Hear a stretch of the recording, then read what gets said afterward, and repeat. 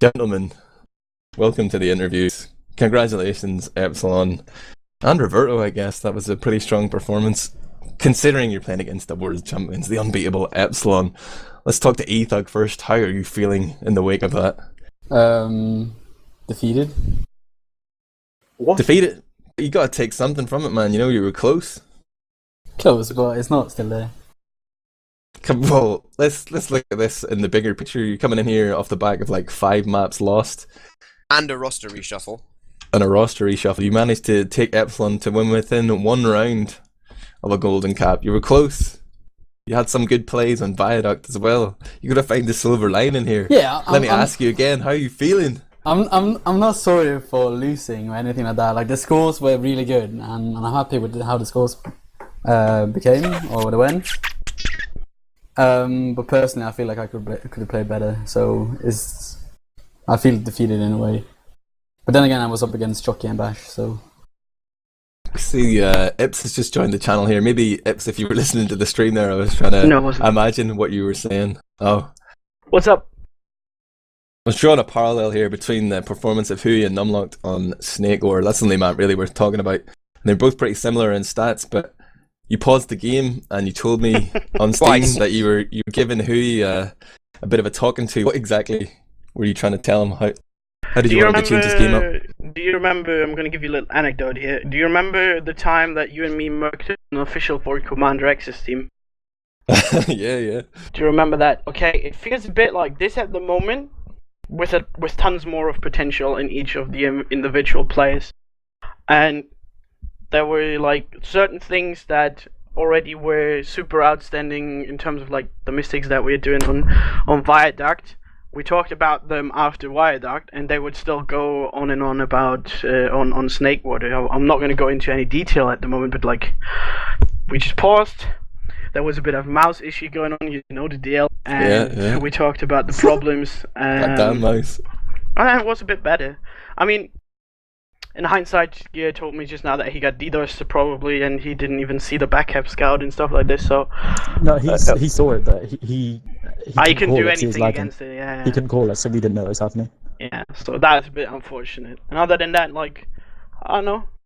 After I'm not reading too much into these results. Playing against an MC that is not really playing for the last 3 weeks is nothing that we can just like these results are nothing that we should go like look back on and be proud of. I think we could have played a lot better, but it's good for the first 2 days in the end that we played together. And I called in this team. I was proud of them. I told them just now after the games that I'm proud that they got their shit together at one point, and I was playing unbelievably poorly half the match on Snakewater, and then we were talking about the mistakes that we're doing together and how my style is determined by the outcome of Huey's damage on mids and stuff like that, and then it got a lot better for me as well, which makes it easier to then just focus on making good main calls. Right. Yeah. So that's it. I hear what you're saying. You're not gonna read too much into this. And it's interesting that you mentioned there about Epsilon not actually playing for the last 3 weeks. Numlocked, tell us a little bit about that. Is there any truth in that? We've probably played, I think, 2 nights in the past 3 weeks, maybe 3. Including officials? No, that's just official nights. If you don't have an official, we don't play. Was this game challenging? Has this given you a little bit of a wake-up call, or are you just like shaking the rust off here? It was challenging. Snakewater was pretty challenging. They played the middles really well. That was what I was probably most impressed with, their middles. They made us really uncoordinated, or seem uncoordinated. Yeah. Yeah, we were bleeding. If we want to go a bit into details, when one of our biggest problems was that we would convince, most of the time convincingly win mids. They would keep Raymond alive to be able to challenge second, and then with their superior experience, obviously in the transition of us going to their second, they would always take a scout of us, or Huey or me, or force us early, and that's just something that we haven't talked about ever. Like I said before, this is a bit still like a mix to us, so we're obviously not having the coordination and synergy to know what's going to happen next to us. We know the concept, we know the idea. We have played TF2 long enough, but it takes a bit more than just like walking in and mutant death shooting rockets in front of you. Yeah, that was So the definitely transition's apparent. the thing. Like in terms of the stats, I think Reverto, 8 middles to 2 from Epsilon, but you're not even the transitions, but the point where you tried to push. Like you say, Raymond was always up, so it was always an Uber battle, and I think nearly every time Bar was going in behind because either he was Ubering a little early or getting forced. Oh, he just dropped like a idiot. Jesus Christ. And Raymond just played it well, milked them a lot of the time. Even in situations like there was one push in particular where you guys were going into last, and it was just like Mike, Stefan, and Raymond. Yeah. And you guys Mike got had 3 absolutely people. smashed, and nobody dealt with Stefan either, and he got frags just in the No, the call near was the just to tower get and- Mike down really quick, but that took like 2 seconds longer than expected. Yeah, We didn't even get him, and then Stefan had like 3 meat shots, like 3 from the side, and everyone just died. That was Yeah, horrible. our focus is doing the little Uber trades are a lot better than theirs. Mike and Yeah. Stefan just be listening to whoever I called, and then Yeah. they'd just switch between each target that was getting healed, and Bar couldn't keep up with the heals, so eventually they just win out. Like, this is the best team in the world as stand at the moment. Obviously, they're rusty in terms of playing together, but they've been playing together for over a year now, so they know their shit. And obviously, we can't compete in that. So it's cool that we took some rounds of them, but it was obvious for us. We didn't expect an upset. I think if Stark and Easter can agree, but it's good for us to see that we can win some rounds at least. And it wasn't. I've experienced some matches with the old Crackline where it took us like 7.5 minutes to get rolled 5-0 on exactly Snake what it is, like a couple of seasons ago. You remember that, James? Nah, I mean, I've never been rolled 5-0 in 7 minutes. Yeah. What are you talking about? So that's cool. But forget about how you guys feel about the game. Me and Ryushi really enjoyed that one. It was nice to actually see an Epsilon game that wasn't over in 20 minutes flat. So thanks for that. At least Epsilon, maybe you just don't want to practice at all and keep it interesting up to the playoffs. That would be great. Oh god. Any plans for Halloween, gentlemen? I'm going to ask you. Anybody rushing off to a party? I noticed No. you started the game very promptly. Is that just because you're Germans and you're super efficient, or have you got somewhere to be? This is just because Epsilon is one of the only professional teams that start in time when they're actually on the server in time. Oh, Ips, how we've missed you, Ips. Welcome back. We weren't bad today. I think we were on before you. Yeah. Well, it took a couple of You guys are conversations with messaging your the manager. casters? It took some manager to get you on the server, and that took about 6 months. So all cool that you managed to do it now. Fuck me. Let's hear a little from Stark. Obviously, Yeah. switching up to Scout. How did you feel your game went? It either went really well. So when I got like 185 and I started charging into the enemy team, I felt like I was hitting a lot more shots than I used to when I played Scout. But I kept getting caught up in lobby because I just didn't expect them to just take space. Like you don't expect teams to just start pushing into lobby without saying anything. Like suddenly there are 4 players in lobby and I'm surrounded, and I got caught off like maybe 3 times by that. So And I is that- upped my game. Is that your fault, or are you blaming your team here? It's my fault. Yeah, like you did seem to be the Scout that stayed alive. And I suppose if I'm going to compare you to the person on the other team who was doing that, Stefan, you dropped 40 frags in that last game, and you put out 28. How do you feel you stack up against the best Scout in Europe? The way he moves makes it really difficult for me to hit him. If he didn't have such good movement, I think I could have kept up with him. If he wasn't the player that he was, it'd Yeah. be close. Okay. Maybe. Nah, he played really, really well, and I don't know. I don't think I could change much to play better than him. I don't think it's the decisions; it's just the raw skill. And one thing I want to ask, just in particular about middles, to Numlock and Stark, I guess, as well. We noticed that Stefan was always the guy to escort Raymond out pretty much all the time. He was the last man. Is that part of your strategy in middle? Is that your tactic, that Stefan is the bodyguard?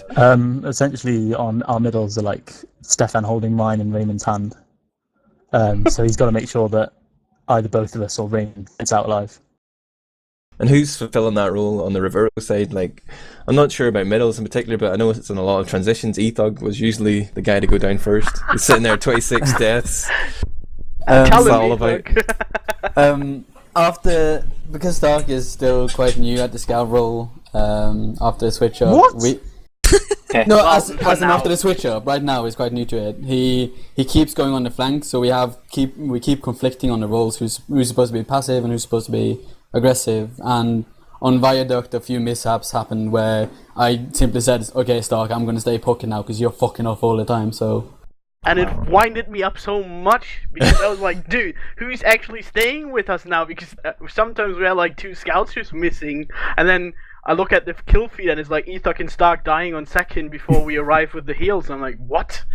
Really? And then the pause came in and it got a bit bad. And again, that shows with like when he was caught off aggressive in lobby is also a situation where I should probably be that scout aggressive, but he should probably be further back.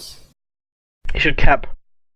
One man we hadn't heard from this interview is Rohi. Tell me about your experience. How did it feel going against Numlocked under this new system with Ips calling? Are you more confident now? What exactly did Ips say to you during the pause? Was he right?